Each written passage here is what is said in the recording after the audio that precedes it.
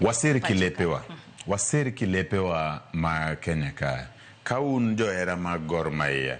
Ung'i ni klabwa ni wanyalo sire gi sir maromo nade mondo bed klab ma ok ni gina gitawo mar kwecho sate. Wabed gi klab manyalo chung kende owuon. Klab manigi stadium gi, klab makoro ok chiw pesa oko mondo gituge stadium.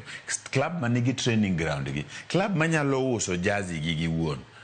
Koro club ni nyalo attract any player maoko. Kusebedo club ma unyalo chungo nia on sponsors di manyo kendgi. Sani ngeni wan kaka klepe gi wamanyo sponsors. Wamanyo sponsors nikech pod wadhi gi lweta ni konywa uru. Koro kwasebe siro klepe gi. Wach ni wasiro example ma clubs adek kende Gor Mahia, FC Leopards gi Shabana. Clubs adek go kosir maber momigi thuolo mar loso pesa gi giwuon.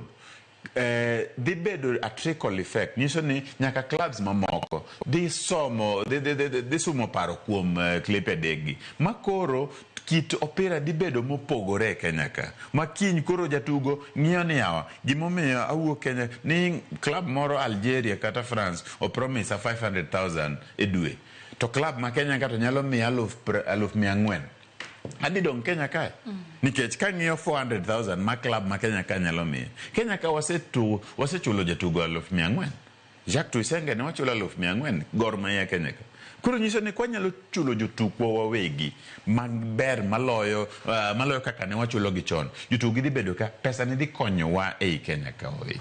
Ndiye jotugo ma nyingi dongo ma samoro ng'ata nyalo penjore ni tang'o miyo gitug kato gin jo Kenya, nyiso ni samoro gitug